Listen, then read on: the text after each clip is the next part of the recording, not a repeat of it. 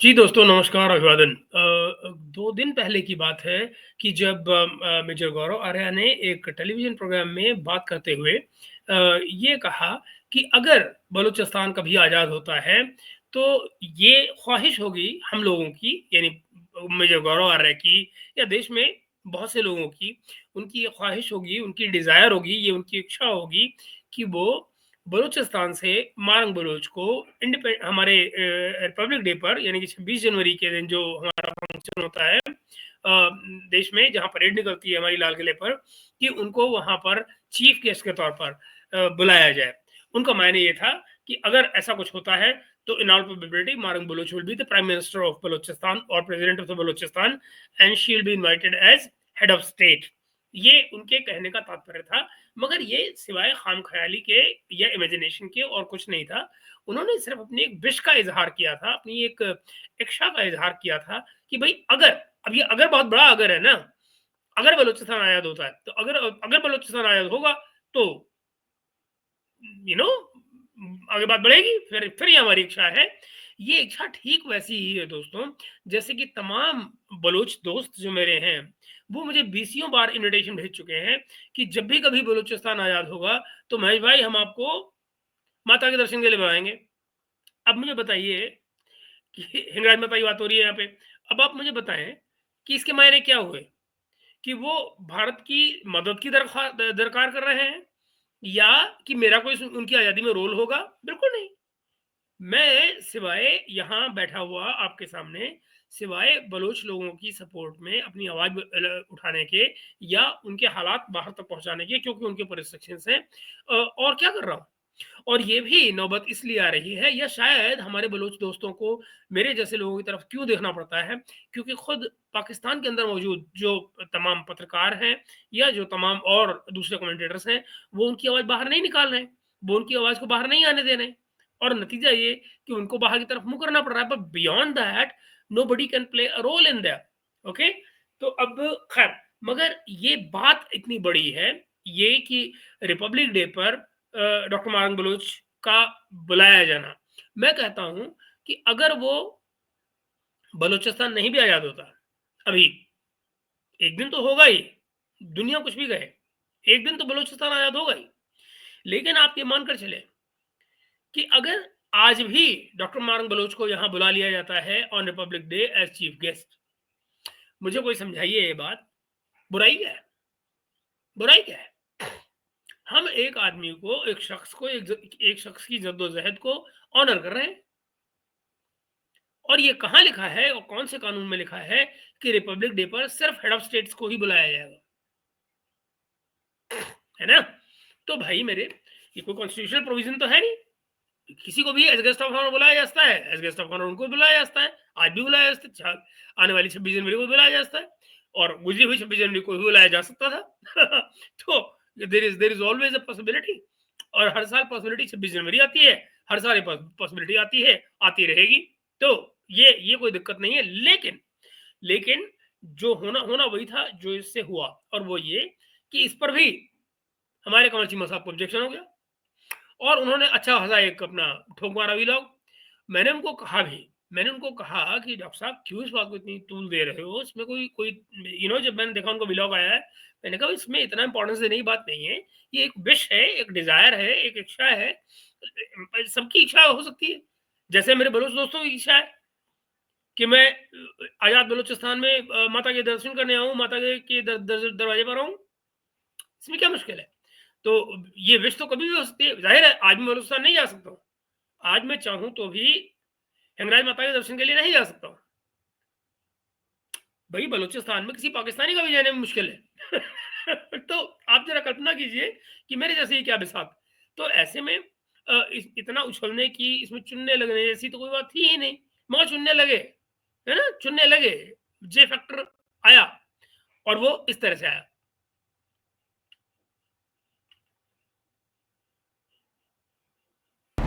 मैं भगवान से प्रार्थना करता हूं कि एक दिन ऐसा हो जहां पे doctor Marang Baloch is the chief guest at our Republic Day. As head of state of Balochistan. As head of state, we wish to welcome Dr. Mahrang Baloch as chief guest on the Indian Republic Day, तब हम सोचेंगे कि हाँ, now everything is completed a full circle. That will be justice. जी hello दोस्तों, मैं हूं कमर सिंह. आपने सुनी बात ना कि as head of state of as head of Balochistan state वो वेलकम करना चाहेंगे इसको. ये उनकी एक विश है. इस विश में बहुत सारे और लोग हो सकते हैं, मेरे जैसे भी लोग हो सकते हैं. ऑनेस्टली स्पीकिंग, अगर मैं दिल की बात कहूं और ईमानदारी की बात कहूं, I would love to see that day.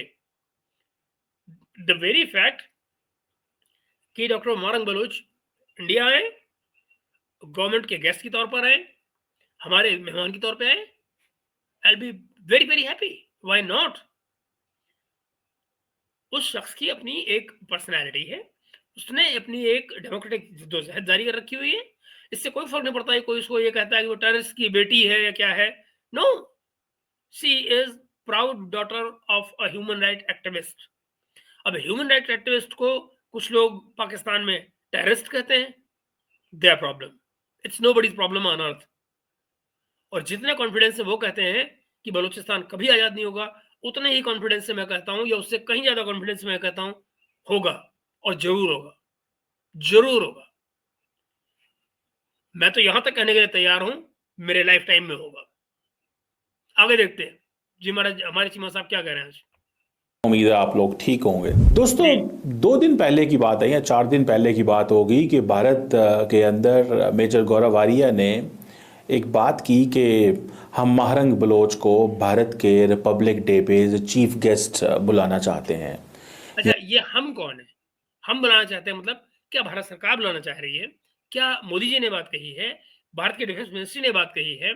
या होम मिनिस्ट्री ने बात कही है? किसने कही है? एक इंडिपेंडेंट आदमी के तौर पर ये मेजर गौरव आर्या की इच्छा है, उनकी विश है, उनकी डिजायर है, which is respectable, which is hugely respectable. और मैं फिर बता रहा हूं, मैं अंडरलाइन कर रहा हूं, उनकी इस विश में मैं उनके साथ हूं. मेरी आवाज भी उनके साथ है. Why not? It's a genuine demand.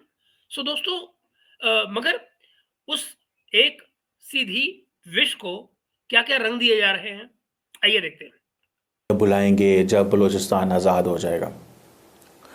आप इस स्टेटमेंट को कैसे देखते हैं? इस स्टेटमेंट की क्या वर्थ वैल्यू है? मेजर गौरव आर्या एक लीडिंग ओपिनियन मेकर हैं भारत के अंदर, जिनके जो कॉन्टैक्ट्स हैं या जिनकी, मैं ओपिनियन मेकर तो नहीं कहता, मैं उनको लीडिंग कमेंटेटर जरूर कहता हूँ. वो पाकिस्तान के मामलों में एक लीडिंग कमेंटेटर हैं. उनके अपने प्लेटफॉर्म्स हैं जिनसे वो अपनी आवाज बुलंद करते हैं, एंड दैट्स अबाउट इट. मैं उनको एक कमेंटेटर की तरह से देखता हूँ, ना कि उनको एक ओपिनियन मेकर के तौर पर देता हूँ. हाँ, ओपिनियन. अब सवाल ये भी आता है कि फिर ओपिनियन मेकर कौन है और कमेंटेटर कौन है? ये भी एक अलग बात है. जो कमेंटेटर है वो शायद ओपिनियन मेकर भी बन जाता है किसी स्टेज पे आके. So on that point I can take it, but primarily I look at him as a commentator. जो अंडरस्टैंडिंग है पाकिस्तान की बहुत ज़्यादा है. उन लोगों में से हैं भारत के अंदर जो वाकई पाकिस्तान को डीप इनसाइड समझते हैं. मैं आपको एक बात बताऊं चीमा साहब, आप हैरान होंगे. ये जो देश है ना हिंदुस्तान, आप जानते ही नहीं इसके बारे में, और प्रॉब्लम आपकी भी नहीं है. आपने कभी इस सरजमीन पे पैर ही नहीं रखा, तो आप क्या जानेंगे इसको? वरना मैं आपको एक राज की बात बताता हूँ जो आपको नहीं मालूम, और पाकिस्तान में कोई बात कोई नहीं बताएगा. वो ये कि इस देश में जब बच्चा पैदा होता है ना, तो 2 चीजें उसके अंदर पहले से इनबिल्ट होती हैं. Information of cricket, information on Pakistan. माँ के पेट से आती है भाई. तो ये जो आप कह रहे हैं ना, इन डेप्थ जानते हैं, बच्चा बच्चा जानता है. यहाँ पे आप हैरान हो जाएंगे अगर कभी यहाँ आए और किसी बच्चे से बात करें, तो वो आपके मुल्क की इंटरनल पॉलिटिक्स में बात कर देगा आपसे. आप हैरान हो जाएंगे. समझ रहे हैं आप? तो क्रिकेट, पाकिस्तान, ये 2 चीजें इनबिल्ट है हर एक इंसान में. यहाँ उनको अंडरस्टैंडिंग है कि फ़ौज की क्या पोजीशन है, सियासतदान कहाँ खड़े हुए हैं, सिविल सोसाइटी की क्या पोजीशन है, मीडिया की क्या पोजीशन है, पाकिस्तान के जो फॉरेन पॉलिसी है खित्ते में वो कहाँ पे है, इंटरनेशनली पाकिस्तान कहाँ खड़ा है. मेजर गौरव आर्या ने काफ़ी टाइम पाकिस्तान के ऊपर लगाया है, जिसकी वजह से उनका इन डेप्थ एनालिसिस है और अंडरस्टैंडिंग है उनकी, और उनकी मेजॉरिटी बातें जो होती हैं जारी बातें उसमें बड़ा वजन होता है. अब ये जो उन्होंने बात की है कि महरंग बलोच जो है उसको हम चीफ गेस्ट बुलाना चाहते हैं रिपब्लिक डे पे. आज मैं आपको एक और बात भी बताता चलूं कि आज 17 दिन के बाद, जी। आज 17 डेज के बाद जाफर एक्सप्रेस दोबारा चली है। और जब दोबारा चली, लोग वहाँ पे आए लोगों ने, और वो दोबारा कोयटा से पेशावर जा रही है, उसी रूट पे जा रही है, वहीं से जा रही है। जाहिर बात है उसकी सिक्योरिटी बढ़ा दी गई होगी, so on and so fourth. और साथ ही आज बलूचिस्तान के अंदर जो मेंगल साहब हैं, अख्तर मेंगल साहब, ऑपोजिशन रहनुमा है, साबिक वज़ीर आला भी रह चुके हैं, वो भी प्रोटेस्ट निकाल रहे हैं। बिल्कुल। इसके साथ साथ अगर आप ये भी देखें कि जो भारत की जो डीप स्टेट है वो कॉन्टीन्यूसली पाकिस्तान को देख रही है 24/7। They are watching watching watching. What makes you think so? I mean, of course, it's not now. There is not a day, there is not a minute जब हिंदुस्तान आपकी डीप स्टेट को नहीं देख रहा होता है। और हिंदुस्तान की डीप स्टेट तो इन एनी केस देख रही होती है, वो इन एनी केस देख रही होती है। India as a whole Pakistan को माइन्यूटली ऑब्जर्व कर रहा होता है हर वक्त। सवाल ये नहीं है कि हमको हमला करने जा रहे हैं, मारने जा रहे हैं, no, but we know the potential of the danger that exist in Pakistan, and hence we watch very very carefully. समझ रहे हैं ना? तो इसलिए डीप स्टेट तक तो आप जाइए मत। ये जो शैलो स्टेट है ना, वो भी बड़े गौर से देख रहा है। मगर मैं ये नहीं जानता हूं कि व्हाई डू यू थिंक कि now it is always the case 365 days 24 hours India Pakistan को हमेशा गौर से देखता रहता है कि ये क्या शरारत करने जा रहे हैं, क्या बदमाशी करने जा रहे हैं। के अंदर क्या हो रहा है, डिफरेंट जो पॉलिटिकल ग्रुप्स हैं, मीडिया है, उनकी क्या ओपिनियन है, उनकी एक एक सहाफ़ी, एक एक जर्नलिस्ट, एक एक पॉलिटिशियन, दुनिया के हवाले से पाकिस्तान में क्या हो रहा है, एब्सोल्यूट अंडरस्टैंडिंग है उनकी। अब देखें, मेजर गौरव आर्य का ये कहना कि महारंग बलोच को हम चीफ गेस्ट बुलाना चाहते हैं, इसका क्या मतलब है? इसका मतलब है एक नैरेटिव शेप करना। इसका मतलब है कि इस बात को बताना कि बलूचिस्तान जो है वो पाकिस्तान के हाथ से निकल गया है। पर चीमा साहब एक बात बताओ, ये अगर पर्पज है कि आप कहते हैं नैरेटिव बनाना, तो बुरा ना मानिएगा, आप क्या कर रहे हैं? आप भी तो एक झूठ का नैरेटिव बनाते ही है ना। मारंग बलोच टेररिस्ट की बेटी है, आप ही ने कहा था ना। आपने एक व्लॉग नहीं किया जब मारंग बलोच एक डेमोक्रेटिक तरीके से इस्लामाबाद में आकर बैठी हुई प्रोटेस्ट कर रही थी। आप तब मोदी मोदी कर रहे थे, इंडिया इंडिया कर रहे थे। आप एक पल नहीं छोड़ते हैं, जैसे ही आपको कोई गौरव आर्या का कुछ मिल जाए आप तुरंत उस पर कमेंट करने बैठ जाते हैं। क्यों? ये भी नैरेटिव बिल्डिंग का पार्ट है। और सेकेंडली, आपका भी मामला कहां से चलेगा? मैं आपको एक एग्जांपल देता हूं ना, आप किस तरह से नैरेटिव बनाते हैं मैं आपको बताता हूं। आपने अभी अभी अख्तर मेंगल की बात की, मैं थोड़ी देर बाद भी बात कह सकता था, लेकिन अभी कह देता हूं। अख्तर मेंगल, आप ये कहते हैं कि अख्तर मेंगल प्रोटेस्ट कर रहे हैं, वहां पे लॉन्ग मार्च निकाल रहे हैं, इसलिए क्योंकि जमीन खाली कर दी गई है। आपने शमीउद्दीन बलोच को भी अंदर कर दिया है उठाकर, और मारंग बलोच को भी अंदर कर दिया है, तो वहां लीडरशिप नहीं बची है क्राउड की। आपके लिए अच्छा है कि अख्तर मेंगल बाहर निकले हैं। अगर अख्तर मेंगल बाहर निकले हैं, कम से कम एक लीडरशिप बाहर है, वरना आपको सामना करना पड़ेगा एक क्राउड का जो अनकंट्रोल्ड होगी, लीडरलेस होगी। लीडरलेस क्राउड को आपकी फौज कुछ नहीं कर सकती, समझे आप? कुछ नहीं कर पाएगी। तो बेहतर है कि एक लीडर है जो उस क्राउड को लीड कर रहा है, जो उस पर कंट्रोल कर पाएगा। So be thankful to Akhtar Mengal, be thankful to Akhtar Mengal. और दूसरी बात मैं आपको बता दूं, आपने ये तो बताया नहीं, चलिए मैं आपको आगे बताता हूं कि आप क्या बदमाशी कर रहे हैं। आप बदमाशी कर रहे हैं यहाँ पे, आप हाफ कुक्ड इन्फॉर्मेशन दे रहे हैं, आधी इन्फॉर्मेशन दे रहे हैं। लीजिए बताता हूं आपको। मेंगल साहब भी तो यही कह रहे हैं, मेजर साहब भी यही कह रहे हैं सही कि बलूचिस्तान पाकिस्तान के हाथों से निकल गया। नहीं, अब वो अख्तर मेंगल की बात को सब्सटेंटिएट करते हुए अपनी विश का इजहार कर रहे हैं, अपनी डिजायर का इजहार कर रहे हैं कि अगर इनकी बात सही है, अगर अख्तर मेंगल की बात सही है, और अगर पाकिस्तान स्टेट के बलूचिस्तान पाकिस्तान स्टेट के हाथ से निकल रहा है, तो we would like to invite Marang Baloch as chief guest. ये ठीक वैसे ही है जैसे भारत आपसे कहता है अगर एक और मुंबई करोगे तो बलूचिस्तान अलग हो जाएगा। जब उड़वासा वाली पुरानी स्टेटमेंट आप लोग चलाते रहते हैं, अब तो बेचारी स्टेटमेंट भी घिस गई है ना? आप लोग ये भूल जाते हैं कि वो कह रहे हैं अगर एक मुंबई करोगे, आप दूसरी बात पे चले आते हैं, ओहो! ये कह रहे हैं बलूचिस्तान अलग हो जाएगा। आप लोगों की ये प्रॉब्लम है। आप पहली बात तो भूल ही जाते हैं कि उन्होंने ये कहा है कि अगर तुमने हमारे साथ ये किया, तो आप बलूचिस्तान से क्यों डर रहे हैं? क्योंकि अगर आप मुंबई करेंगे नहीं, तो बलूचिस्तान वाली बात क्यों होगी कोई? कोई आपको धमकी क्यों देगा?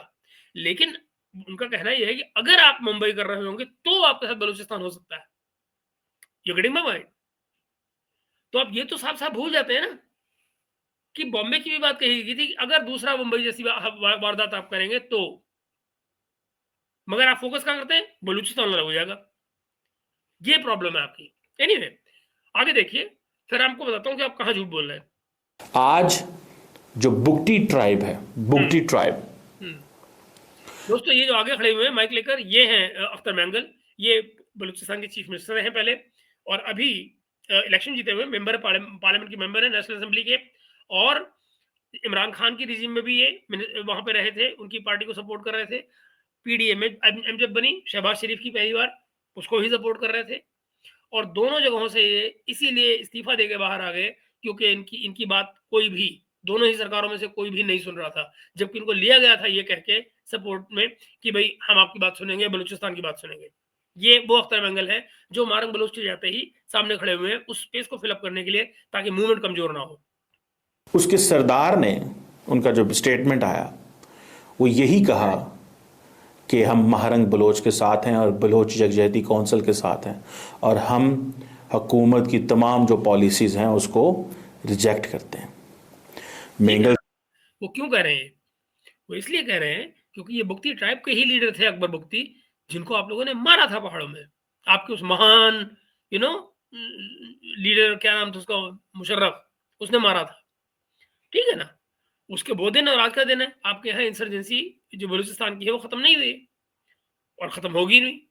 आप चीज़ साहब कुछ भी कहिए, I refuse to believe you and I promise you, ये मूवमेंट सक्सीड होगी, मारक बलोच सक्सीड होगी, बलूचिस्तान आज़ाद होगा।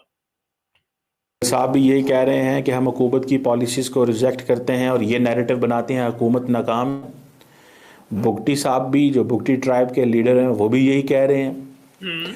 मेजर गौरव आर्या यही बात कर रहे हैं कि महारंग बलोच जो है उसको हम इंडिया बुलाना चाहते हैं। Yes. आपको क्या लगता है वो सीरियस बात कर रहे हैं? बिल्कुल सीरियस। उनको एग्जैक्टली पता है ये नहीं होने वाला। उनको एग्जैक्टली पता है कि ये होने वाला है। चीमा साहब, हिंदुस्तान में एक एक बच्चे को यकीन है कि ये होने वाला है। होने वाला है नहीं, ये डेफिनेटली होगा। ये डेस्टिनी है। यकीन रखिए चीमा साहब। आप मेरा यकीन बात कर रखिए। और उस दिन आप एक और व्लॉग कर रहे होंगे, जहां पर एक बार फिर से आप सिविलियन को ब्लेम कर रहे होंगे, ये कहते हुए कि सिविलियन लीडरशिप ने हमें फेल कर दिया, हमारी मिलिट्री लीडरशिप तो कामयाब हो जाती। उस दिन भी आप यही कह रहे होंगे। But that's how you survive. I'm sorry, but that's the reality. ये मुमकिन नहीं है, लेकिन वो जो नैरेटिव मेकिंग है उसमें वो जो एक बड़ा किरदार वो अदा कर रहे हैं, नैरेटिव, वो नैरेटिव बना रहे हैं। Okay. और उसको जारी बात है, बहुत सारी जो स्टेट के इंस्टीट्यूशन है पाकिस्तान के, वो भी पिक करेंगे कि देखें जी भारत का ये मेजर साहब ये बात कर रहे हैं, महारंग बलोच को वो रिपब्लिक डे के ऊपर बुलाना चाहते हैं क्योंकि बलोचिस्तान एक आज़ाद सूबा होगा, आज़ाद मुल्क होगा। एक बात बताओ चीमा साहब, अगर आपके स्टेट इंस्टीट्यूशन इसको पिक करेंगे तो मुझे बताइए वो किसका अच्छा, किसके लिए अच्छा या बुरा करेंगे? इससे बड़ी बेवकूफ़ी कोई स्टेट इंस्टीट्यूशन कर सकता है कि वो इस तरह की स्टेटमेंट को, जो कि एक आदमी की विश है, उसको प्ले अप करे। और आपको क्या लगता है उसका इम्पैक्ट क्या होगा? आपकी अपनी पब्लिक डिमोरलाइज होगी जिस दिन आपके स्टेट इंस्टीट्यूशन इसको पिकअप करेंगे। I mean just look at it, it's one of the most foolish thing you can do. But that's what most of you are. I mean, I'm sorry. That's what most of you are. ये तुमको समझ नहीं आता, अगर इस तरह के statement को आप पिकअप करेंगे तो आपकी ही पब्लिक डिमोरलाइज होगी। बलोच पब्लिक, उनका मोराल बढ़ेगा, जो बीएलए है उसका मोराल बढ़ेगा, और तुमको और पीटेंगे और मारेंगे तुमको। And that is why it is justified to give this kind of statement, because even we wish good for the Baloch people. हम भी यही चाहते हैं कि उनका भला हो, उनका अच्छा हो। Self govern is the best rule, of course. तो जब बलूचिस्तान एक आज़ाद मुल्क होगा तो फिर बलूचिस्तान के साथ हमारे ताल्लुकात हैं। मैंने सोशल मीडिया पे कहीं पढ़ा, देखा बल्कि, कि बलूचिस्तान का एक पासपोर्ट है। जाहिर बात है ये नैरेटिव शेपिंग है। Okay. Obviously this is obviously difficult चीज़। मैं बल्कि आज मेरी एक सहाफ़ी से बात हो रही थी जो बहुत सीजन्ड सहाफ़ी हैं, बड़े पाकिस्तान के बड़े मीडिया हाउस से उनका ताल्लुक़ है। तो मुझे कुछ बातें बता रहे थे बलूचिस्तान के हवाले से कि जो वहाँ पे जो आप सुन लीजिए साहब, आप खुद सोचिए कितना डर है आप लोगों में स्टेट इंस्टीट्यूशंस का, उनसे आने वाली बात का, कि एक बड़े इंस्टीट्यूशन, बड़े मीडिया हाउस के इस बड़े पत्रकार का आप नाम तक नहीं बोल पा रहे हैं, क्योंकि आपको पता है कि जैसे ही आप उसका नाम बोलेंगे उसे भी उठा लिया जाएगा। समझ रहे ना आप? ये है रियलिटी पाकिस्तान की। This is what you need to understand. And इसके लिए मुझे या किसी और को कोई इन्वेस्टिगेशन करने की जरूरत नहीं है।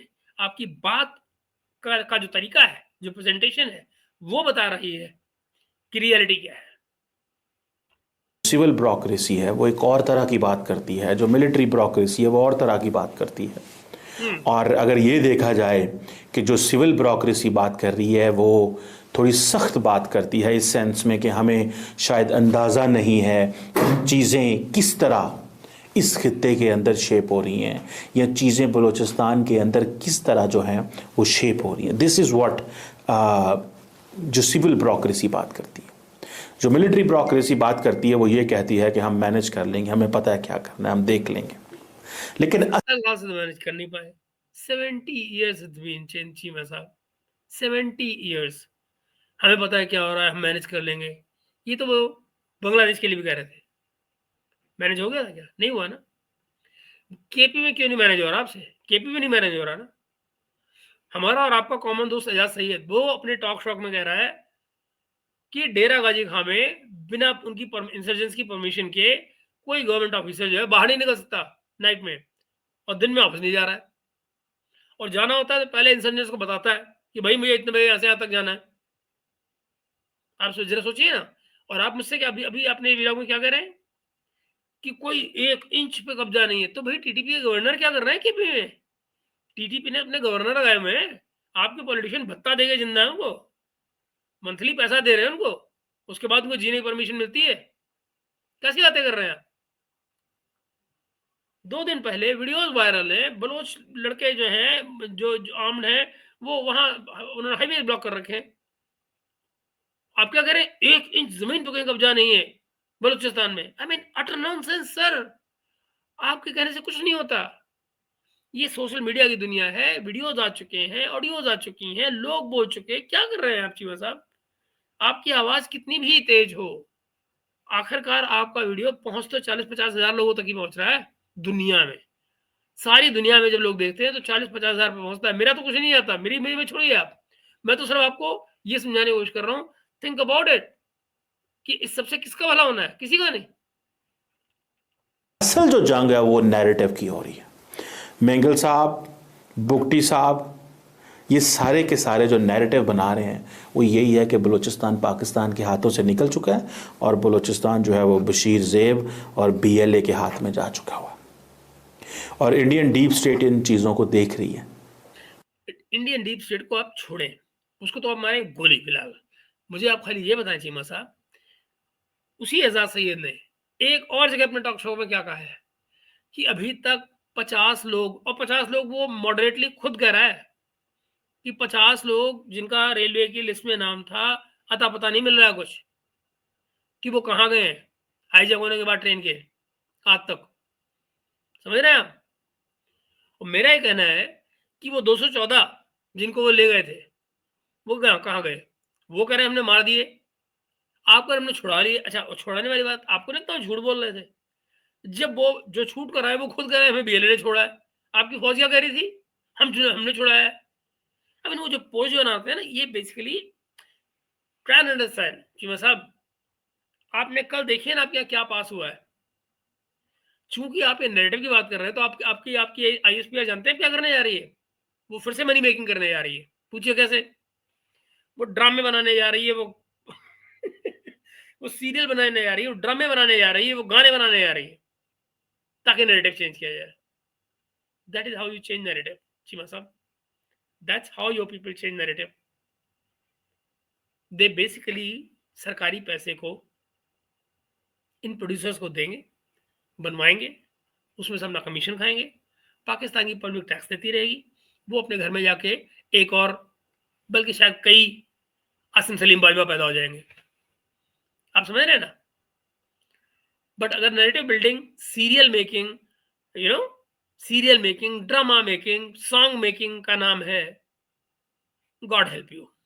रमजान के महीने में ईद मुबारक हो।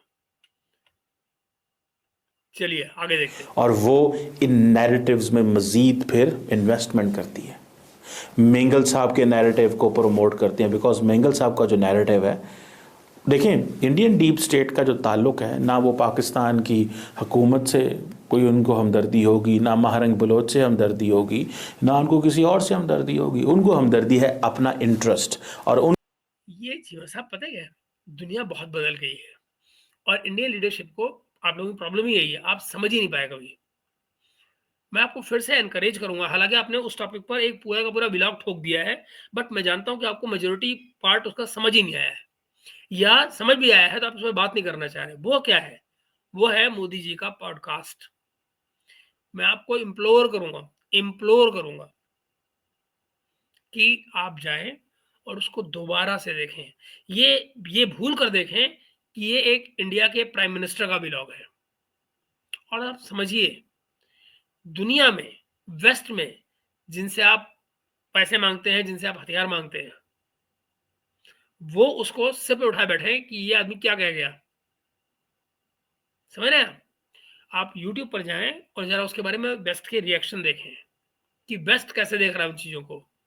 आपको ये समझने में, नहीं आपको बोलने की जरूरत नहीं है, कुछ भी बोलने की जरूरत नहीं है, आपको समझने में इजी रहेगा, आपको समझने में आसानी होगी how the world has changed in the meantime, how people are changing their thought pattern. It's no longer the same as you interest based. वो हेनरी किसिंजर वाला वक्त गया भाई, वो हेनरी किसिंजर वाला वक्त गया। हेनरी किसिंजर गए, समझिए आप इस बात को। उनका इंटरेस्ट क्या है कि किसी तरह मजीद दरारें पड़े। ऑलराइट, बताओ नवाज शरीफ के नवासी के यहाँ शादी पे जाने के पीछे नरेंद्र मोदी का क्या इंटरेस्ट था? Why the hell did he go there? Tell me. Why did he invite Nawaz Sharif to his oath taking? Tell me. What was the reason कि वो अफगानिस्तान से आते हुए और सीधे लाहौर चले गए? कभी गौर से सोचिए सीमा साहब, ऐसे नहीं होता जैसे आप कह रहे हैं। लोग अलग होते हैं, सोच अलग होती है, वक्त अलग होते हैं, वक्त बदल जाते हैं और उसी के साथ लोग बदल जाते हैं, सोच बदल जाती है। You need to moderate view a little bit. अपने व्यू को मॉडरेट करिए और जरा समझिए चीजों को। आपके आसपास बहुत सारी चीजें बदल चुकी हैं। जो जो मुल्क के अंदर जो जो मामलात हैं वो ख़राब हों, यहाँ पे एक पॉलिटिकल अनसर्टेनिटी हो, इंसर्जेंसी हो, चाइनीज़ ऑफ बलूचिस्तान के अंदर इन्वेस्टमेंट ना कर सके। This is what obviously India want. अगर इंडिया कामयाब हो जाता है चाइनीज़ को रोल बैक कराने में बलूचिस्तान में, तो आप समझ लें कि ये इंडिया की बहुत बड़ी कामयाबी है। मैं समझता हूँ इंडिया कामयाब है इसमें। आपको एक बात हो शिवा साहब, आप एक बात नोट कर लिया आज मेरी, जो चीजें जिस ट्रैक पर जा रही हैं चाइना के साथ में, चाइना मुड़ के थूकेगा नहीं आपके ऊपर। दूसरे दिन में भूल चुका होगा आपको, जिस दिन चीजें यहाँ पे खुलेंगी, क्योंकि उसको स्कोप नजर आएगा यहाँ पे। अगर उस स्कोप के बदले में हमने उसको एक बार कह दिया ना कि छड्डो बलूचिस्तान, तो कोई पलट के नहीं देखेगा बलूचिस्तान की तरफ को, क्योंकि वो जो पोटेंशियल है बलूचिस्तान की, वो अनएक्सप्लोर्ड। बाय द वे मैं आपको बताऊं, वो जो एयरपोर्ट है, अगर वो कमर्शियली इतना ही वायबल होता तो आपका बिजनेसमैन उसको यूज कर रहा होता ना। एहसन इकबाल साहब को शहबाज शरीफ कितनी बार इस बीच में बोल चुके हैं, पिछले 6 महीने में 6 बार बोल चुके हैं कि बिजनेसमैन को बोलो कि उसको यूज करें। नहीं यूज हो रहा ना एयरपोर्ट। आप समझिए चीमा साहब, कॉम्प्लेक्सिटी जो चीज़ों की है उसको समझिए। एहसन इकबाल साहब पूरा जोर लगाने के बावजूद बिज़नेसमैन को ये नहीं कन्विंस कर पा रहे हैं कि उस एयरपोर्ट को उसको यूज़ किया जाना चाहिए। अब तक जो शिप वहाँ का लगे हैं वो सिर्फ़ और सिर्फ़ चाइनीज़ शिप है। तो फिर और जो एयरक्राफ्ट वहाँ आ रहे हैं वो भी चाइनीज़ है। कौन आ रहा है वहाँ पे? क्योंकि बिज़नेस की अपनी एक भाषा होती है जिया साहब, और चाइना का इंटरेस्ट कभी भी नहीं था। चाइना का इंटरेस्ट सिर्फ़ उस जगह को अपने स्ट्रेटेजिक पर्पज़ के लिए गेन करना था, वो भी उस वक़्त का जो स्ट्रेटेजिक पर्पज़ था, इवन वो फ्यूचर में भी काम आ सकता है उसके। But beyond that nothing. आप समझ ही नहीं पा रहे इस बात को। Why is it so difficult for you to understand? अगर उनको इतनी ही चिंता होती आपकी, तो ये जो फौजी उतारे उन्होंने आपके वहाँ उतारे होते क्या? जो अपने लोगों को ले आए हैं वो सिक्योरिटी के लिए। क्या ये बेसिकली मुँह पे जूता मारने वाली बात नहीं है? क्या ऐसा करके चीनियों ने आपके मुँह पे जूता नहीं मारा है? We don't trust you, and if they don't trust, how will their investment come? Investment कोई सब्सिडाइज़ तो नहीं होगी ना? कैसे आएगी? एक्सिम बैंक से ही पैसा लेके आएँगे ना यहाँ पे। वो पैसा बिज़नेसमैन को वापस भी करना होगा। कैसे वापस करेगा वो? जबकि प्रॉफिटेबल कुछ है ही नहीं वहाँ पे। और ऐसे में फिर कोई बिज़नेसमैन इन्वेस्ट क्यों करेगा? आप लगे रहिए बॉस, लगे रहिए। आज 2 साल हो चुके हैं। क्या शेयर प्राइस तय हो पाया है? वो जो आपका रिकॉर्डिंग का शेयर प्राइस तय हो पाया है? सऊदी अरब ने डाला डाला कुछ? नहीं डाला ना। हर बार एमओयू साइन हो जाता है। एमओयू आप जानते हैं पाकिस्तान की तारीख में आज तक सैकड़ों एमओयू ऐसे पड़े हैं जिन पे आज तक 1 इंच का काम नहीं हुआ। एमओयू हो जाता है, फोटो खिंच जाती है, बच्चे खुश, सारे बच्चे खुश। Business doesn't work that way sir, it just doesn't no. India कामयाब, अगर आज चाइनीज़ जो हैं बलूचिस्तान के अंदर इन्वेस्टमेंट नहीं कर पाते, या चाइनीज़ को पाकिस्तान की हुकूमत से मसले मसाइल हैं कि आप हमें सिक्योरिटी नहीं देते, या चाइनीज़ ये कहते हैं कि आप जो सिक्योरिटी हमें दे रहे हैं वो सफिशेंट नहीं है, या हमारे लोग जो हैं वो मारे जा रहे हैं, पाकिस्तान क्या कर रहा है? तो कौन कामयाब है? क्योंकि वो ज़ाहिर बात है उनका नैरेटिव कामयाब है, उनकी सोच कामयाब है, जो वो चाहते हैं। देखें, इंडियंस ने चाइना का जोर लगवा दिया है बलूचिस्तान में, लेकिन इस बात में मैं आप दाद देता हूँ चाइनीज। ये क्या होता है? ये क्या होता है जीवन साहब? इंडियंस ने चाइनीज का जोर लगवा दिया है बलूचिस्तान में। What is that? What does it mean? ये भाषा, ये लैंग्वेज समझ में नहीं आई मेरे। व्हाट डज इट मीन कि इंडिया ने चाइना का जोर लगवा दिया है बलूचिस्तान पे? What does it mean? Does it mean anything? Does it mean कि हमने चाइना को बलूचिस्तान में इन्वेस्टमेंट करने के लिए भेज दिया है? I mean obviously that's not true, that can't happen. Then आप कहना क्या चाह रहे हैं? को चाइनीज़ बोलते शोलते कोई नहीं है। चाइनीज़ भारत से कुछ नहीं कहते कि आप हमारा इंडिया में कुछ जोर लगवा रहे हैं या हमारे लोगों को जो टारगेट किया जा रहा है आप कुछ तंजीमों को सपोर्ट करते हैं। वो पाकिस्तान को कहते हैं, वो कहते हैं हमारा हमारा हमारा इससे क्या ताल्लुक भाई? और बीआरए को हम सपोर्ट करते हैं, तो अगर करते होंगे तो शायद अगर करते होंगे तो मोरली, डिप्लोमेटिकली और इस तरह से करते होंगे जैसे आप लोग करते थे कश्मीर में। मोरली, डिप्लोमेटिकली, है ना? आप इससे तो आप सपोर्ट करते ही नहीं थे। नहीं, तो होता उस तरह की सपोर्ट। बट बियॉन्ड दैट हमारा क्या मतलब बनता है? नहीं। इंडिया से कोई लेना देना नहीं है। हम इंडिया के साथ जब डायरेक्टली देखेंगे तो देखेंगे वो हमारे साथ क्या करते हैं, हम डायरेक्टली उनके साथ मैनेज कर लेंगे। ये बट बात सही है ना, चाइना को कोई दलाल की जरूरत थोड़ी है बीच में, इंडिया और पाकिस्तान के बीच में। ये अमेरिका ने एक बार आपको दलाल की तरह से इस्तेमाल किया था चाइना के साथ, वो आपको याद है हेनरी किसिंजर निक्सन वाला टाइम 60s का, जहां पे आपकी जरूरत पड़ी थी। But beyond that what? Beyond that tell me which country needs a mediator? अभी आपके ये बात भी चली थी ना कि क्या पता चाइना और अमेरिका को एक बार फिर से नजदीक लाने में पाकिस्तान का कोई कंट्रीब्यूशन हो जाए। आपके यहाँ बात चली थी आपकी इंटेलिजेंसिया में, और गाली पड़ गई थी अमेरिका से कि we don't need a mediator. वही जो आपको तो दलाल की जरूरत नहीं है बीच में, खत्म बात। कम्स टू पाकिस्तान, वो कहते हैं सॉरी, और पाकिस्तान की बात नहीं मानते चाइनीज। सो ये जो प्रॉब्लम, इतनी आपकी इज्जत है, इतनी आपकी इज्जत है चाइना की नजर में कि आपकी बात नहीं मानते हो। अपने मसले मसाइल को खुद सुलझाना सीखिए चीमा साहब। चीन क्यों आएगा आपके लिए? चीन क्यों आएगा? चीन को अफगानिस्तान से जो चाहिए उसके लिए उसने वाखान वाला बॉर्डर खोल रहा है ना, वहां पे सिक्योरिटी अफगान कर रहे हैं और सारा चाइना बना रहा है, वहां से अपना माल लेके जाते रहेंगे अफगानिस्तान से। जानते हैं उनका कितने का एक्सपोर्ट होने जा रहा है? 6 बिलियन। अकेले चाइना को 6 बिलियन।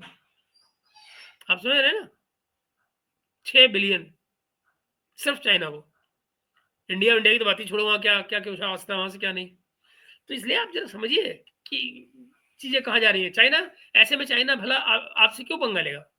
आपके साथ में आके वो तालिबान से अपनी क्यों बिगाड़ेगा? उसको जब डायरेक्ट डील मिली हुई है तो आपकी जरूरत क्या है? इस वक्त वो प्रॉब्लम है नैरेटिव की, कि हमारा नैरेटिव बहुत कमज़ोर है। कोई बंदा हुकूमत के साथ खड़े होने को तैयार नहीं है, और वो हुकूमत के साथ इसलिए भी खड़े होने को तैयार नहीं है बिकॉज उनको पता है कि ये सारे का सारा जो सिस्टम है, सिस्टम की लेजिटिमेसी के ऊपर क्वेश्चन है। और फिर देन एक लिबरल मीडिया है, फिर सहाफ़ियों की पकड़ दकड़ होती है, सहाफ़ियों को जेलों में डाला जाता है, पीका कानून लेके आया जाता है। सो डिफरेंट जगहों पे डिफरेंट चीज़। क्या ये पॉलिटिशियन कर रहे हैं, क्या ये सिविलियन कर रहे हैं? हा? कौन कर रहा है, आप नहीं जानते क्या? चीज़ें की जाती हैं। अब जारी बात है, एस्टैब्लिशमेंट अगर इन सहाफ़ियों को मैनेज नहीं करती, हुकूमत मैनेज नहीं करती, अदारे मैनेज नहीं करती, तो ये मज़ीद एक माहौल पैदा कहते हैं वो करेंगे।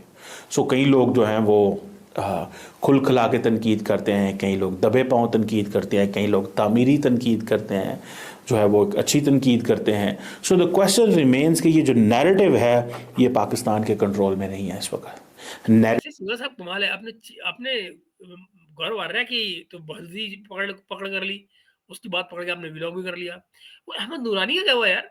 उसके दोनों भाई गायब हैं और आज 9 दिन से ज़्यादा हो रहे हैं। अब तो ये तय हो गया है कि वो ईद के बाद उनकी तारीख रहेगी, तो इसका मतलब वो ईद से पहले तो अब ईद उनकी जो है वो कैप्टिविटी में ही गुजरेगी। आपने उस पे कोई प्रोग्राम नहीं किया, ऐसा क्यों? मतलब आपके शहर से, इस्लामाबाद से 2 आदमी, 2 भाई जो हैं, एक घर से ऑन सीसीटीवी कैमरा रिकॉर्डिंग के बावजूद गायब हैं। पुलिस ने आज तक उनकी एफआईआर नहीं की है। You are sitting silent here. आप डिस्कस कर रहे हैं Gaurav Arya. What what is this Cheema साहब? हैं? आप जरा सोचिए तो सही। वो वहीद, अभी कल उसकी जमानत हुई है 20,000 के मुचलके पे। उसका क्या हुआ? आपने उसके लिए भी कोई आवाज नहीं उठाई। आपने आज आज आप सिर्फ एक लाइन बोल के परे सरक रहे हैं। आप सिर्फ एक लाइन बोल रहे हैं कि बस वो जर्नलिस्टों की पकड़ धकड़ होती है, बस। क्यों होती है भाई? क्यों होती है?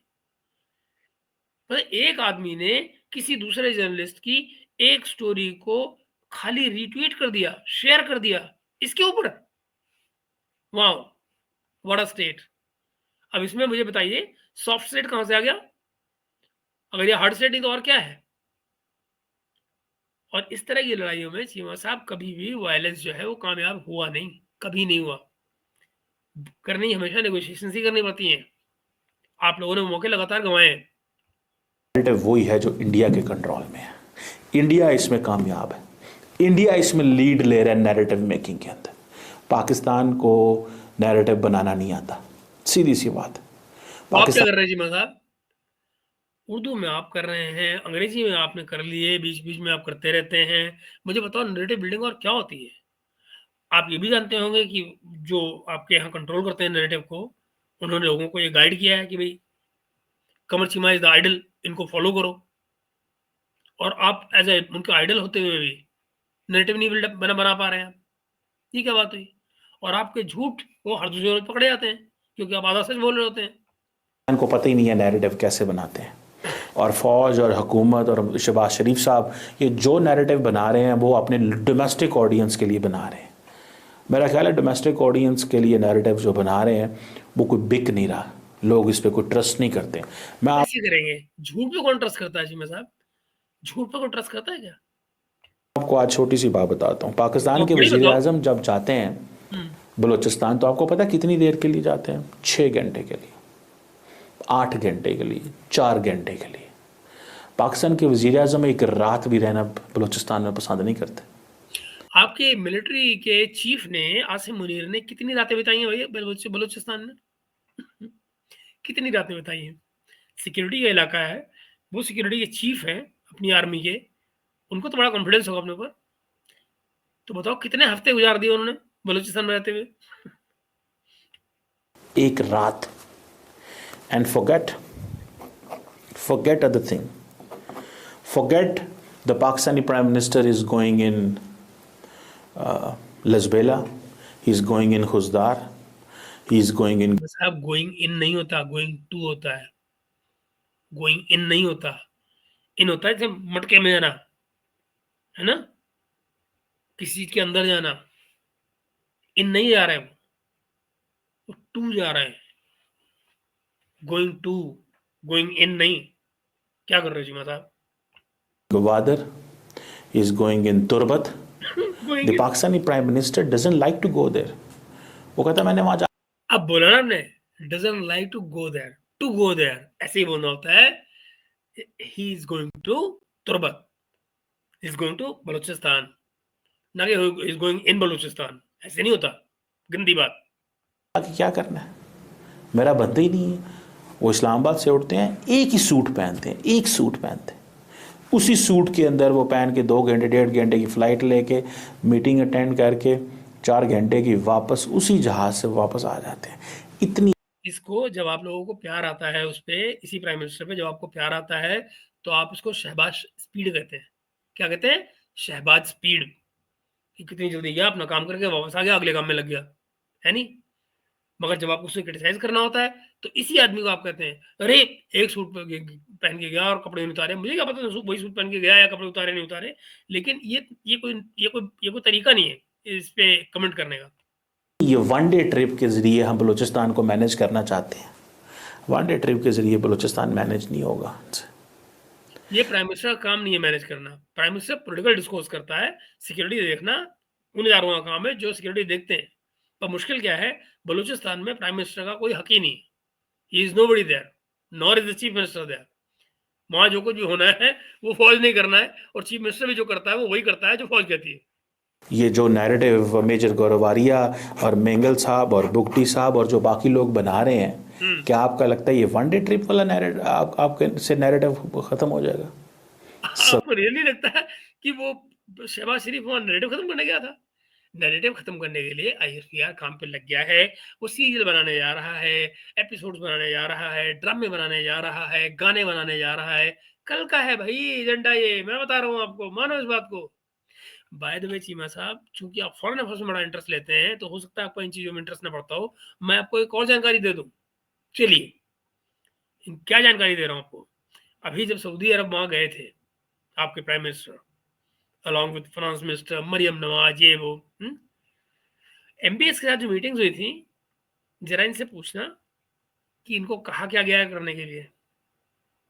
वेस्ट से जो मैसेजिंग की गई है सऊदी अरब के लिए, सऊदी अरब के जरिए, वो मैसेजिंग क्या है.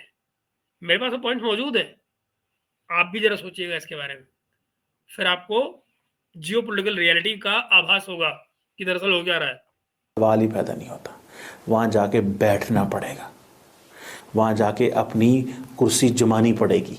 बैठो, गिरो, पढ़ो, कुछ प्रॉब्लम जानते हो क्या है, वहां जाके जब बैठ जाएगा ना तो बीएलए वालों ने कुर्सी भी गिरा देनी है. जो लोगों के खदशात हैं वो दूर करने पड़ेंगे. मैं बता रहा हूँ आपको कि वहाँ से खबरें अच्छी नहीं आ रही. खबरें नहीं अच्छी आ रही हैं, ना आएंगी. और आप ये क्या कह रहे हैं, उनके खर्चात दूर करें. वो उम्मीद ही नहीं करते आपसे अपने खर्चात दूर करने की. वो तो ये कह रहे हैं गेट लॉस्ट, गेट लॉस्ट कह रहे हैं. वो अपनी प्रॉब्लम्स को खुद सॉल्व कर लेंगे भाई. Baloch are capable enough to solve their own problem. All they want is you to get lost. Simple. जो लोकल्स हैं वो भी परेशान हैं. कोई ये नहीं है कि कोई बीएलए आती है और उसने कोई इलाके कब्जे किए हुए हैं. बीएलए ने 1 इंच टेरिटरी भी कब्जा नहीं की हुई, लेकिन वहाँ से खबर अच्छी नहीं आ रही. वो खबर क्यों अच्छी नहीं आ रही भाई? खबर इसलिए अच्छी नहीं आ रही कि पता चलता है जनाब 700 किलोमीटर का रोड है, एक जगह पे वो पहाड़ से उतरे, उन्होंने रोड ब्लॉक कर दिया, 5 बंदे उतार के कत्ल कर दिए, and then at the end वो चले गए. चीमा साहब याद करो, लास्ट ईयर एक दारा बोलान हुआ था, याद है? दारा बोलान याद है? क्या कहते हैं आप, कोई टेरिटरी कैप्चर नहीं होती यहाँ पे. कितने दिन कैप्चर रही थी और क्या कर पाई थी आपकी फौज वहां पे? दारा बोलान को बलोच खुद छोड़ कर गए थे. बीएलए के जांबाज जो हैं वो खुद छोड़कर गए थे उसको, उस इलाके की में आपकी फ़ौज कुछ नहीं कर पाई थी।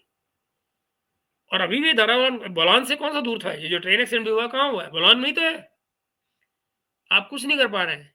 तो टेरिटरी किसके कब्जे में है? कल रात की वीडियोज़ आई हैं जहाँ पे बीएलए के लोग जो है नीचे उतरे लोगों से बातें कर रहे हैं सड़क पे। कहाँ थी आपकी इंटेलिजेंसी? वो नंबर 1 एजेंसी कहाँ थी वो? लेकिन जब हुकूमत वहाँ पहुँचती है वो भाग भूग जाते हैं।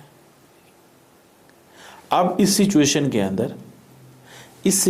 के अंदर तो सारे नैरेटिव काम करेंगे ना कि बलूचिस्तान एक आज़ाद मुल्क बनेगा, बलूचिस्तान एक आज़ाद मुल्क बनेगा। This is what they said बनने कि जा जी रहा ये है। एक आज़ाद मुल्क है, हुँ, हमने बलूचिस्तान को आज़ाद करवाना है। आप देखिए इंडिया की स्टोरी तो बड़ी सक्सेसफुल है।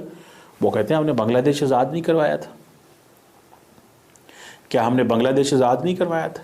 बिल्कुल। मैं एक फेडरल सेक्रेटरी की आपको स्टोरी सुनाता हूँ। एक दफ़ा शहबाज नवाज शरीफ साहब को ब्रीफिंग दे रहे थे तो उन्होंने कहा हालात बड़े ख़राब हैं, हुँ, हालात बड़े ख़राब हैं। ये पुरानी बात है, 2015-16 की बात, आज से 8-9-10 साल पहले की बात सुना रहा हूँ।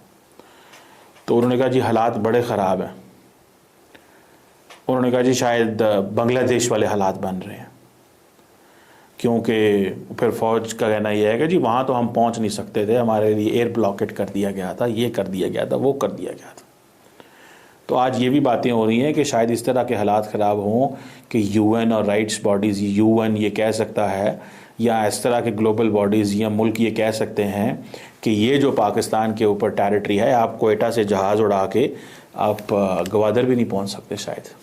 इस तरह की बातें भी लोग करते हैं। लेकिन ऑन दिस साइड अगर आप समझें तो पाकिस्तान की एयरफोर्स और फ़ौज बहुत तगड़ी है, लेकिन this is not the way definitely. अब इन दोनों बातों का क्या मतलब है चिम्मन साहब? हमारी फ़ौज और एयर फ़ोर्स बहुत तगड़ी है, बट इन बातों का कोई मतलब नहीं है। I mean, कमाल है यार। फ़ौज को या एयरफोर्स का इसलिए इस्तेमाल तो नहीं करना कि जी पाकिस्तान की एयर स्पेस के अंदर से क्या हो सकता है और क्या नहीं हो सकता। क्यों? आप लोग वज़ीरिस्तान नहीं करते थे एयर फ़ोर्स यूज़? वहाँ तो आप लोग F-16 चला रहे थे। हालाँकि दुनिया जानती है कि F-16 में से कोई टेररिस्ट नहीं पकड़े जाते हैं, वहाँ से कोई टेररिस्ट नहीं मारे जाते F-16 से, बट स्टिल वो आप तो कर ही रहे थे। अब इस तरह थोड़ी होगा कि जी अब गवादर से वो कोयटा जाने के लिए जो सारे का सारा जो एनवायरनमेंट है या सारे की सारी जो सोच है वो देखनी पड़ेगी कि हम वहाँ पहुँच सकते हैं कि नहीं पहुँच सकते। लेकिन ये सवाल जन्म लेना कोई अच्छे सवाल तो नहीं है ना। ये सवाल जन्म क्यों ले रहे हैं चिमा साहब? इसलिए क्योंकि ज़मीनी हकीकत उनको मालूम है। जिन लोगों को ज़मीनी हकीकत मालूम है, उनके ही दिमाग में ये सवाल आ सकते हैं ना। जिनको पता है कि अगर हम ये फ्लाइट लेते हैं या वहाँ पहुँचते हैं, तो हमें खतरा होगा। ये मालूम है, तभी डर लग रहा है ना, तभी ये नैरेटिव बन रहा है। क्या इंडियंस ये थोड़ी सोचते हैं कि हमें दिल्ली से कोलकाता जाते हुए कोई मसला पैदा हो सकता है। क्या छी मतलब क्या करते हो? तो आप इंडिया और पाकिस्तान का कंपैरिज़न क्यों करते हो यार? कंपैरिज़न कहाँ होता है दोनों मुल्कों में? ये आप कब से करने लग गए? क्यों करने लग गए? कोई रिपोर्ट देखा करो यार। कहाँ इंडिया, कहाँ पाकिस्तान? काहे का कंपैरिज़न भई? कराची, क्वेटा, बलूचिस्तान में जो हो रहा है उसको तुम आप बॉम्बे से और दिल्ली और कलकत्ता से कंपेयर करोगे? वाह! वो तो नहीं सोच रहे, हम ये क्यों सोच रहे हैं? मेरा ख्याल है कि ये जो बात है कि हम महरंग बलोच को एज ए रिपब्लिक डे पे इनवाइट करेंगे, हुँ। ये बात बड़ी इंपॉर्टेंट बात है। अगर अच्छा आप ये नोट कर रहे थे क्या चिमा साहब? आप बोलते-बोलते लिख रहे थे ना? मतलब ये क्या नोट कर रहे थे ये इम्पोर्टेंट बात है। लिख रहे थे क्या आप? आप इस बात को देखें तो मेजर साहब ये जो चलिए बात कर रखिए। रहे हैं बेसिकली वो नैरेटिव मेकिंग कर रहे हैं, वो नैरेटिव कंस्ट्रक्ट कर रहे हैं, वो बलोचों को ये सपोर्ट दे रहे हैं कि आप अगर हुँ। ताकत में आओगे, आप मुल्क बनाओगे तो हम आपको वेलकम करेंगे। इट तो हम इसका इस बात को इस दूसरी तरह से देखिए, जो बलोच हैं वो मुझे इन्विटेशन भेजते रहते हैं इस बात के लिए कि महेश जी जैसे ही बलोच आज़ाद होंगे, हम लोग आज़ाद होंगे, तो हम आपको हिंगलाज माता के यहाँ ले जाएँगे। कहते हैं ना? अब मुझे बताइए इसका क्या मतलब बनेगा? इस बात को आप कैसे इंटरप्रिटेशन देंगे इसकी? मुझे नए नहीं कितने इन्विटेशन आते हैं, हर शो के बाद आते हैं। मीन्स वो कह रहे हैं लड़ो, अपनी जदोजहद करो। अब सवाल ये पैदा होता है हुँ। कि क्या बलूचिस्तान मुल्क बन सकता है? Absolutely no, absolutely no. ये लेकिन तो बस हमने बड़ा भाई गॉड ये जोक हो गया, ये एब्सोल्युटली नो, एब्सोल्युटली नॉट जो है ना पाकिस्तान में, it is like a joke. ये एब्सोल्युटली नॉट इमरान खान करता था, कितना पिटा आप जानते हो। उसके जो साथ में वो कुछ स्ट्रेटेजिक थिंकर्स थी, कोई लेडीज़ आती थी, भगवान जाने क्या-क्या नाम थे उनके, तो अब तो सारी गायब हो गई आपके यहाँ से। तो वो भी उनका एब्सोल्यूट नॉट का नारा लगाया करती थी। उसकी स्पोक्स पर्सन आती थी, वो भी यही नारे लगाया करती थी, केपी से आती थी जो। कम ऑन यार, आई मीन क्या कहा जाए? सारे वो शिरीन मज़ाही से लेकर और पता नहीं कौन-कौन, सब एब्सोल्यूट नॉट, एब्सोल्यूटली नॉट। नहीं बनती यार, ये डायलॉग होते हैं खाली, एब्सोल्युटली नॉट। एब्सोल्युटली नॉट को एब्सोल्युटली यस बनने में कितनी देर लगती है? लेकिन क्या बलूचिस्तान में स्टेबिलिटी आ सकती है? यस, बट ये जो स्टेबिलिटी आएगी ये बहुत टाइम लगेगा विद दिस नैरेटिव। चीमा साहब, the moment you say but, question mark लग जाता है। बट कहते ही क्वेश्चन मार्क लग जाता है। और जब आप आगे ये कहते हैं कि बहुत साल लगेंगे, बहुत टाइम लगेगा, कौन जीता है तेरी जुल्फ के सर होने तक चीमा साहब? बिकॉज स्पेस बहुत ज़्यादा बन चुकी हुई है। अब सुनने में तो ये भी आता है कि 2 दिन से शायद कोयटा में इंटरनेट ख़राब है। मेरे दोस्त का एक मैसेज आया मुझे कोयटा से, उन्होंने कहा जी पूरा इंटरनेट भी नहीं चल रहा। 4 दिन से चीमा साहब, 4 दिन से अंदर। लेकिन इंटरनेट तो चल रहा है, लेकिन उस तरह नहीं चल रहा, वो स्पीड नहीं है जो होनी चाहिए। सो हमारे सियासतदान जो हैं वो बहुत ज़्यादा हालात को ख़राब करने में कंट्रीब्यूट कर रहे हैं। बेसिकली ये फ़ौज से लड़ाई है और वह फ़ौज से अपना गुस्सा इस चीज़ में ले रहे हैं, क्योंकि वो कहते हैं जनाब के फ़ौज अपनी मर्ज़ी के मनमाने के बदले लेके आती है पावर में। कई लोगों का कहना है, वो ये कहते हैं कि आज जनाब भी, ये तो आज भी सच है ना चीमा साहब, बिल्कुल सच है ना। पीपीपी की गवर्नमेंट का बलूचिस्तान में क्या मतलब है नहीं? मगर है तो क्यों है? क्योंकि कोई चाहता है। जो चाहता है वो कौन है? वो मोस्ट पावरफुल है और उसकी बात को वो टाल नहीं सकता है। तो irrespective of what percentage of vote you get and what not, chief minister किसका होगा, किस पार्टी का होगा, वो वही तय करते हैं। ये अपनी मर्ज़ी के बदले लेके आते हैं और फिर कहते हैं कि इनको सबमिट भी करो, इनकी बात भी मानो, इनके सामने सर तस्लीम खम भी करो। सारे कर रहे हैं। तो वो जो एक मगर शहबाज शरीफ क्यों है फेवरेट प्राइम मिनिस्टर? इसीलिए तो है। वो जो एक गुस्सा है कि हमें साइडलाइन किया जा रहा है, मार्जिनलाइज किया गया है, अपनी मर्जी के लोग लेके आए हैं, ये सारे के सारी उस पे बात हो रही है। ये गुस्सा वो निकाला जा रहा है कि हमें क्यों पावर में नहीं लेके आए या हम क्यों पावर में नहीं है। सो ये एक पॉपुलर, और दूसरा ये भी है कि जो महारंग बलोच जो है, अगर उसकी मैंगल साहब या बाकी कुछ लोग सपोर्ट नहीं करते या उसकी सपोर्ट के लिए बाहर नहीं निकलते, तो उनकी हमेशा हमेशा के लिए बलूचिस्तान में स्पेस ख़त्म हो जाएगी। हमेशा हमेशा के लिए उनकी बलूचिस्तान में स्पेस ख़त्म हो जाएगी। आज अगर शायद बलूचिस्तान के अंदर इलेक्शन करवाए जाएं तो आप देखेंगे कि शायद महारंग बलोच एक बड़ी तादाद के अंदर एक ऑपोजिशन फिगर के तौर पे वो जीत सकती है, एक बड़ी पार्टी के तौर पे इमर्ज कर सकती है। बिल्कुल सही चीमा साहब, लेकिन ये तो बताओ, वो जीतेगी तो एक सीट से ही ना, रखेगी तो एक ही सीट ना, तो बाकी की सीटें फिर अख्तर मंगल। तो अगर एक पॉपुलर नैरेटिव के साथ में वो चलते हैं तो उनके भी तो अपनी सीट जीतने के चांसेस बनते हैं। सो इट्स नॉट बिग, वो एक दूसरे के कॉम्पिटिटर नहीं है, वो एक दूसरे के कंपेनियन है।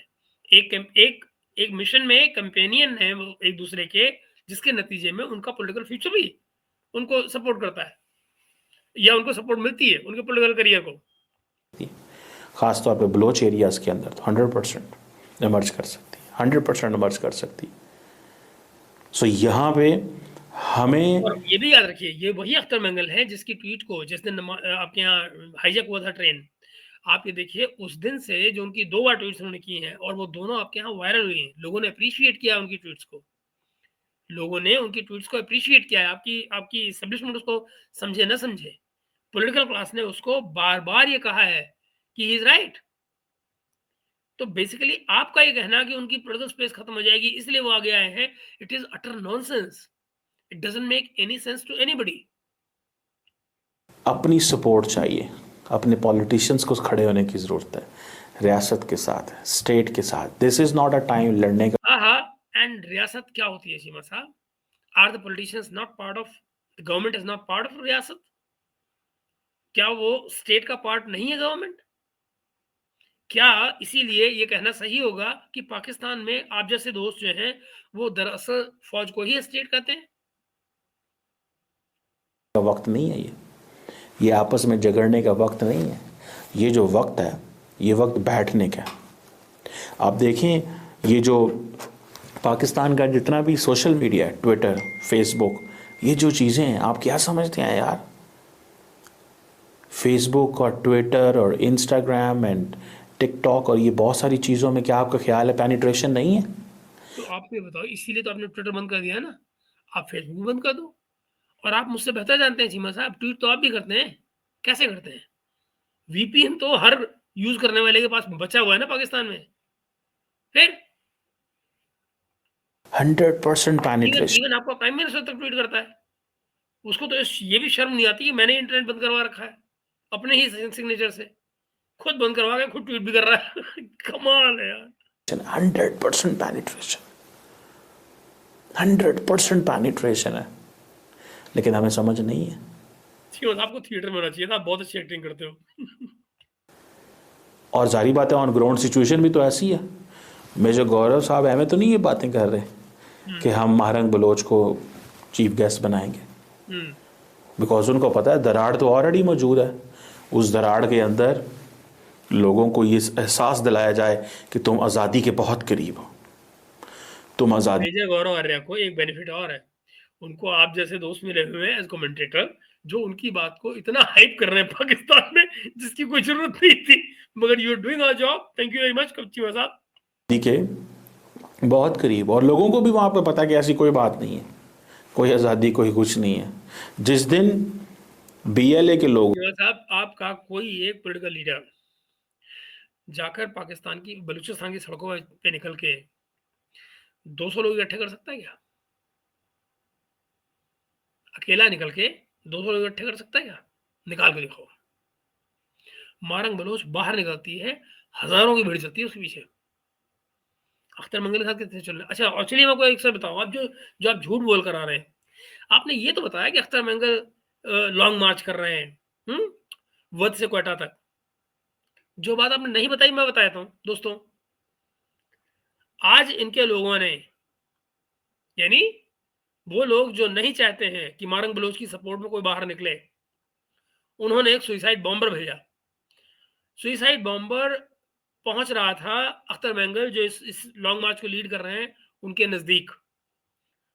अख्तर मंगल के गार्ड्स ने इस सुइसाइड बॉम्बर को रोका। जब रोकने की कोशिश की तो उसने जबरदस्ती करने की कोशिश की, जबरदस्ती करने की उन्होंने उसको उसको उसको उनको पुश बैक किया। जब पुश बैक किया तो वो अपनी जैकेट चला नहीं पाया, अपनी सुइसाइड बॉम्बिंग की जैकेट, तो वो भागा वहां से। जब भागा तो उसको गार्ड्स ने चेज किया। जब उसको चेज किया तो उसने अपनी जैकेट, उस टाइम पे उससे चल गई वो जैकेट, और वो ब्लास्ट हो गया, मर गया वहीं का वहीं।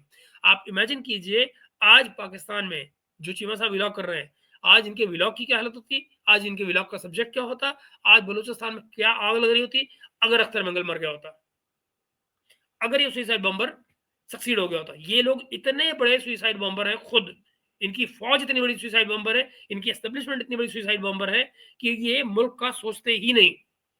ये अपने मुल्क को मरवाने पर तुले हुए थे कि सारे मुल्क में आग लग जाए। समझ रहे ना? फिर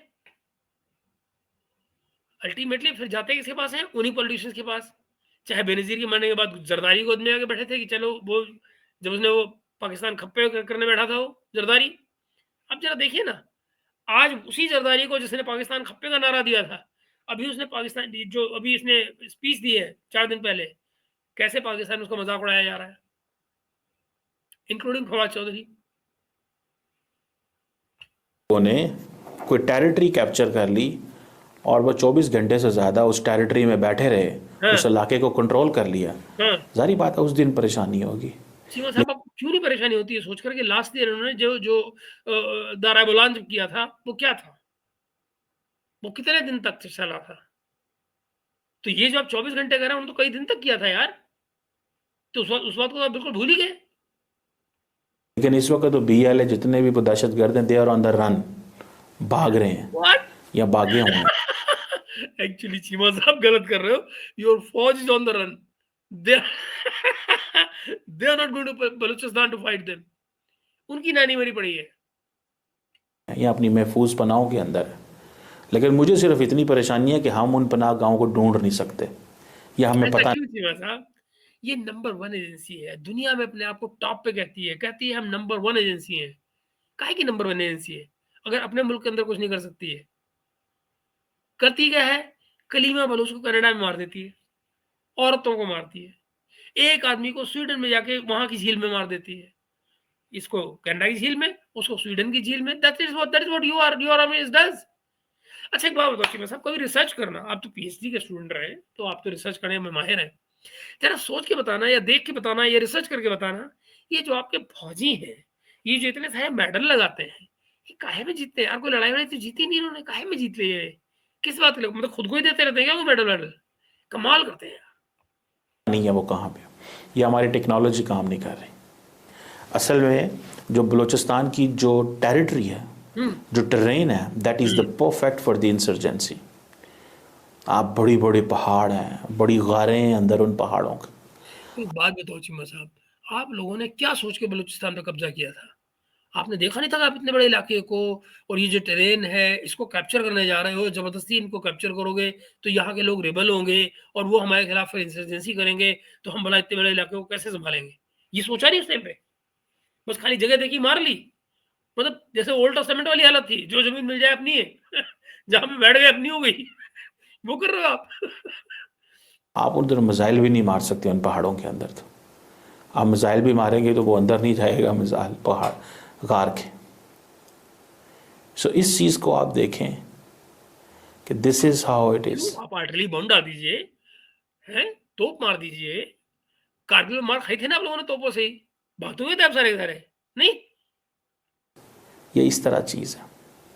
सो असल में जो लड़ाई है वो हमारी अंदर है, और इस अंदर की लड़ाई का पूरा इस्तेमाल कर रहे हैं हमारे सियासतदान कि वो अपना फ़ौज से स्कोर सेटल कर सकें। और पाकिस्तान की जो बड़ी पॉलिटिकल क्लास है वो इंतहाई नाकाम हुई है इस क्राइसिस के अंदर। Nobody is talking about Balochistan, ना पंजाब, ना सिंध, ना केपी के, सब साइलेंट बैठे हो। केपीके नहीं होता चीमा साहब, केपी होता है।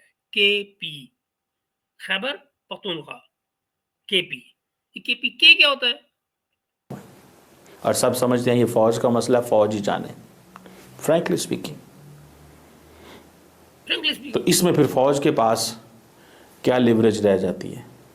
फ़ौज जो है बगैर सोसाइटी की सपोर्ट के मूव ऑन नहीं कर सकते। बहुत से बलूचिस्तान में बताओ, अगर नहीं कर सकते तो बलोच सोसाइटी तो आपको सपोर्ट नहीं करती है फौज को। अब बताओ, आप अपने लॉजिक पे खुद बताओ। बलोच सोसाइटी आपकी फौज को सपोर्ट नहीं करती, सारी की सारी बलोच सोसाइटी बाहर निकली हुई है। ओके, अब बताइए आपकी फौज किसके सहारे लड़ रही है वहां पे? ये किसके सहारे लड़ेगी और कैसे सक्सीड होगी? और फिर जब आप कहते हो बलूचिस्तान आजाद नहीं होगा, क्यों नहीं होगा? बड़ी सी बड़ी भी फ़ौज हो, बगैर सोसाइटी की सपोर्ट के तो कुछ नहीं होती।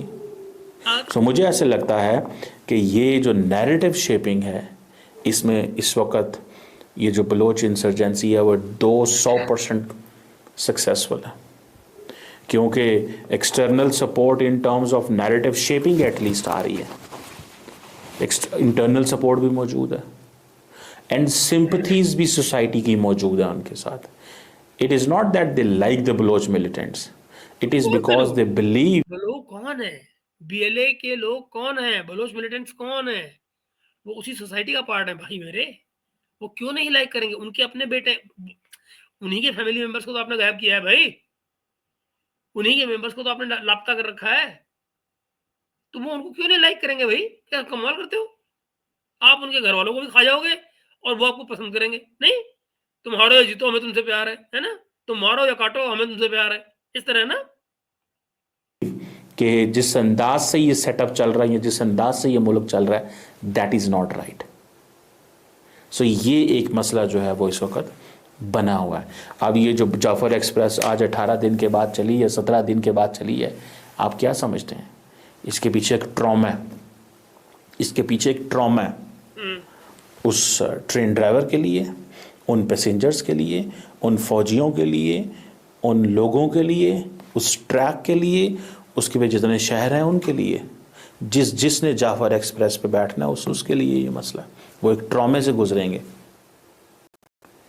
सो हमें इस नैरेटिव को ऊपर देखना है। सो पाकिस्तान जो है वो उसमें नैरेटिव की बुनियाद के ऊपर कन्फ्यूजन फैल रही है, और सरदार अख्तर मेंगल साहब को और बाकी सियासतदानों को इस वक्त सिस्टम के साथ खड़े होना चाहिए। और पाकिस्तान कैसा सिस्टम है चीमा साहब जिनके लिए मेंगल साहब कैसे खड़े होंगे भाई? मेंगल साहब 2 बार उस सिस्टम में घुसे, पार्लियामेंट में आज भी बैठे हुए हैं। आपकी इमरान के साथ बैठे, शहबाज के साथ बैठे, सुनी आप लोगों ने? सिस्टम ने सुनी इनकी? तो वो कहाँ जाएँ बेचारे? कहाँ जाएँ वो? उनका तो आपने बेड़ा गर्क कर दिया और उम्मीदें सारी आपकी उनसे, ऐसा क्यों है? ये वन वे उम्मीदें क्यों होती हैं? क्योंकि वो जो जिस उम्मीद से आप लोगों के पास आए थे, उसको आपने डिलीवर कब किया? की ये जो बड़ी सियासी लीडरशिप है ना, इनको अपने गर्म और ठंडे कमरों से बाहर निकल के बलोचों से बात करनी चाहिए, बलोच सियासतदानों से बात करनी चाहिए। शहबाज शरीफ साहब को, आसफ जरदारी साहब को, बिलावल साहब को, नवाज शरीफ साहब को, मौलाना फजलुर रहमान साहब को। सोसाइटी मतलब गन तुम्हारे फौजी करेंगे, बात पॉलिटिशियन करेंगे, नहीं?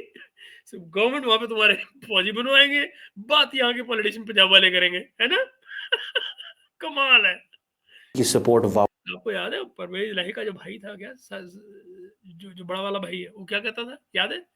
कि एक दिन ऐसा आएगा कि इस मुल्क के प्राइम मिनिस्टर बनने में लोग डरेंगे, मना करेंगे, आप ढूँढोगे कि भैया बन जा प्राइम मिनिस्टर, लोग कहेंगे ना हमें नहीं बनना। ये हालत आएगी। वापस लें और इन दहशतगर्दों के खिलाफ अपने ऐलान बगावत करें। लेकिन अगर मेन स्ट्रीम सियासतदान इस तरह खामोश रहेंगे और कहेंगे जी ठीक है फ़ौज करती है जो करे, हमें इससे कोई गर्ज नहीं है, I think this is not what is needed, this is not what is required. Let's see क्या होता है।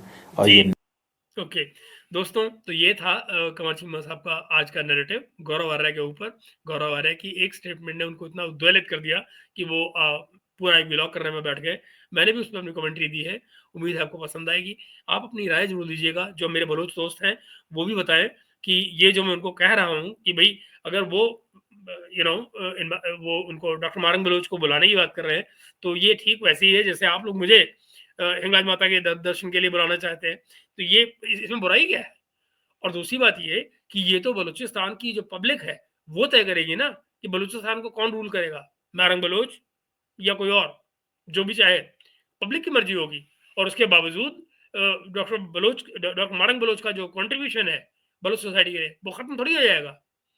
तो उस लिहाज से देखा जाए तो फिर भी उनको बुलाया जाना बनेगा, क्यों बनेगा? तो दोस्तों बताइएगा आपको कैसा लगा ये प्रोग्राम। लाइक कीजिएगा, वीडियो को शेयर कीजिएगा और सब्सक्राइब कीजिएगा चैनल को अगर आपने नहीं किया है। हम लोग मिलते हैं आज शाम को 9 बजे, जब जुनैद भाई और हम बात करेंगे आज नेपाल पे और आज जो प्रोटेस्ट हो रहे हैं वहाँ पर, इस समय पॉलिटिकल टर्मोइल आ रही है, उस पर बात करेंगे आज आज शाम को 9 बजे। तो तब तक के लिए आप सभी से विदा लेता हूँ। Bye bye.